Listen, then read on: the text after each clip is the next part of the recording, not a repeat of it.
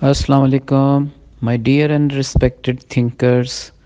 Daily reflection میں آج نئی نسل کی ذہنی تربیت اور اس کے حل پر بات کریں گے. آج سچ ٹی وی کا یہ تیسرا پروگرام دیکھتے ہیں. ڈاکٹر صاحب آپ کی طرف آتے ہیں. دور حاضر کے اندر ہمارے جو بڑے ہیں، والدین ہیں، بزرگ ہیں، ٹیچر ہیں، ان کا دوستانہ رویہ نہیں ہے ایک دوسرے کے ساتھ، نوجوان نسل کے ساتھ تلخ سے رویے ہیں، منفی رویے ہیں. تو اس کا کیا اثرات مرتب ہو رہے ہیں ہماری نوجوان نسل کے اوپر یا ان کی ذہنی تربیت کے اوپر؟ جی بالکل، آپ نے ٹھیک فرمایا.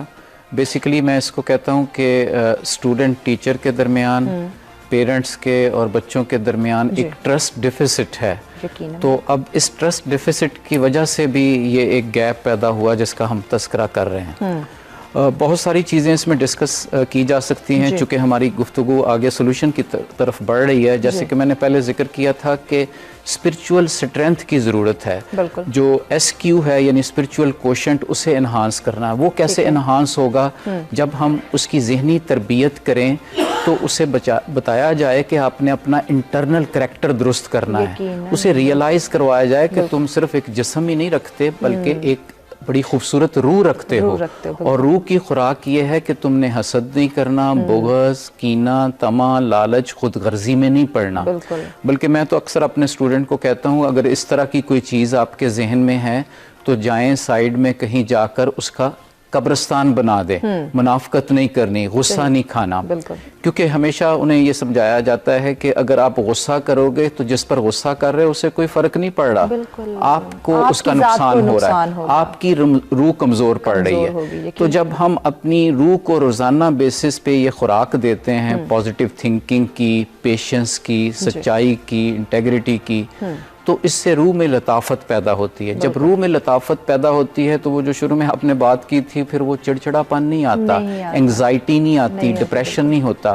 پھر وہ جو ٹرسٹ ڈیفیسٹ جس کا میں نے اظہار کیا ٹیچر اور اسٹوڈنٹ کے درمیان، وہ آہستہ آہستہ کم ہو جاتا ہے.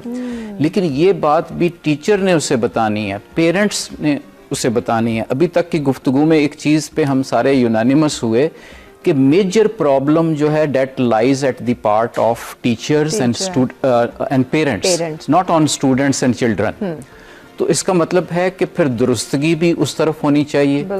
تو اگر میں نے کسی بچے کی روح میں لطافت پیدا کرنی ہے تو پہلا کام مجھے یہ کرنا ہے کہ اپنی روح میں بھی لطافت پیدا کروں. یہ ممکن نہیں کہ میں نفرتیں اپنے اندر رکھوں اور کہوں کہ یہ جو بچے ہیں، نوجوان ہیں، یہ نفرتیں نہیں رکھیں گے. پہلے مجھے ڈیمانسٹریٹ کرنا پڑے گا، وہی میرا موقف. تو میرا خیال یہ ہے کہ اس طرح کی اگر ہم بیسٹ پریکٹسز کریں تو ان دی لانگ رن اس کے کافی فائدے ہو سکتے ہیں. ڈاکٹر صاحب آپ کی طرف آتے ہیں. اگر ہم دور حاضر کی بات کرتے ہیں، ہمیں نہیں پتا ہم کون ہیں، ہماری پہچان کیا ہے. جہاں ہم نوجوان نسل کی ذہنی تربیت کی تو بات کر رہے ہیں لیکن نوجوان نسل اپنے بارے میں جانتا ہی نہیں، اسے کوئی شعور ہی نہیں ہے، آگاہی ہی نہیں ہے. تو جب وہ اپنے بارے میں، اپنے گولز کے بارے میں نہیں جانتا تو اپنی ذہنی تربیت پہ کیسے فوکس کرے گا اور بڑوں کے اوپر کیسے وہ بڑوں کو اپنا فوکس جو ہے وہ دلائے گا کہ میری تربیت کے بارے میں آپ جانیں، میری ذہنی تربیت کریں، مجھے گول اچیو کرنے ہیں، ان کے بارے میں مجھے آگاہ کیا جائے.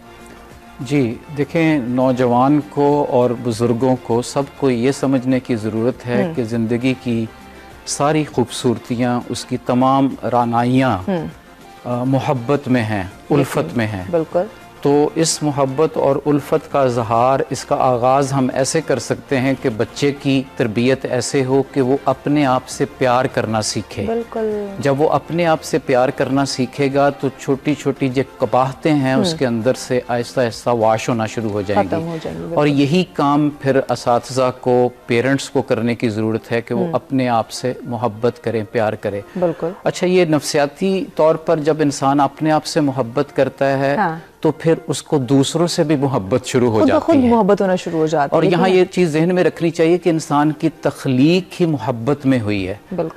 خدا نے انسان کو پیدا کیا تو محبت میں پیدا کیا. محبت جب اپنے عروج پر تھی تو انسان کی تخلیق ہوئی. جب ہمیں اپنے آپ سے محبت ہوگی تو جو میں نے پہلے تذکرہ کیا تھا، ہماری روح کو بھی خوراک ملتی جائے گی، اس میں بھی لطافت آتی جائے گی. جب روح میں لطافت آئے گی، چونکہ ذہنی کیفیت کی ہم بات کر رہے ہیں تو ذہن میں جو چھوٹی چھوٹی فروعات ہیں وہ بھی آہستہ آہستہ واش ہو جائیں گی. تو اپنے آپ سے محبت کرنا, دوسروں سے محبت کرنا, پھر تیسری اہم چیز یہ ہے کہ اپنے پروفیشن سے محبت کرنا.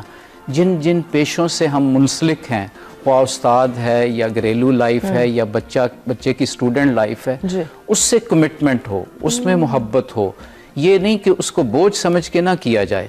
تو جب ان تینوں چیزوں سے محبت ہو جائے گی اور یہ آپس میں انٹیگریٹ کرتی ہے, کمپلیمنٹ کرتی ہے, اور پھر مس خان نے چونکہ بات کی بڑی خوبصورت مذہب کی, تو ہمیں چوتھی جو محبت ہے اللہ تعالیٰ سے کرنی چاہیے. اور ویسے یہ بڑا ایٹومیٹک پروسیس ہے. جب ہم اپنے آپ سے محبت شروع کرتے ہیں, انسانوں سے محبت کرتے ہیں, تو اللہ سے ہمیں خود بخود محبت ہو جاتی ہے. تو اللہ کے پیغمبر محمد مصطفیٰ صلی اللہ علیہ وآلہ وسلم سے محبت کریں. تو اگر یہ 5 طریقوں سے محبت کا آغاز کرے آج کا نوجوان, تو میں یہ دعویٰ کرتا ہوں کہ تھوڑے ہی عرصے کے بعد اس کی طبیعت میں بڑی خوشگوار تبدیلیاں آنا شروع ہو گئیں. اس کو ہم نے چھوٹے چھوٹے طریقوں سے پائلٹ کیا, لوگوں میں کوشش کی. گو کہ ٹائم لگتا ہے اس پروسیس میں, لیکن ان دی لانگ رن اس کے نتائج بڑے اچھے ہوتے ہیں. دیکھیں, انسان کا سب سے بڑا, آج کے یوتھ کا سب سے بڑا المیہ یہ ہے جو آپ نے بھی تذکرہ کیا تھا, وہ فرسٹریٹڈ ہے, انگزائٹی کا شکار ہے, اور بہت سارے ڈپریشن میں چلے جاتے ہیں, جیسے وجیہہ نے کہا ان کے کلینک میں آتے ہیں. تو ان سب چیزوں کا حل بھی یہی ہے کہ وہ ریئلائز کرے کہ میں کون ہوں. جب اسے یہ پتہ چل جائے گا کہ لقد خلقنا الانسان فی احسن تقویم, کہ انسان کی تقویم بڑے خوبصورت احسن انداز میں ہوئی ہے, اشرف المخلوق ہے, ملین اینڈ ملین کریچرز ہماری فلاح کے لیے بنائی گئی ہیں, ہم کسی کے لیے نہیں بنائے گئے, ہماری فلاح کے لیے ساری چیزیں بنائی. تو انسان کو جب یہ ریئلائز ہوگا, جو آپ نے بات کی کہ نوجوان کو کیسے پتہ چلے, اسے یہ احساس ہوگا اچھا میں اتنا بڑھیا ہوں, میں اتنا یونیک ہوں, میں اتنا اعلیٰ ہوں, تو اسے اپنے آپ سے پیار ہوگا. اپنے آپ سے پیار ہوگا تو ارد گرد جو نفرتیں ہیں وہ ختم ہوگی, دوسروں سے پیار ہوگا.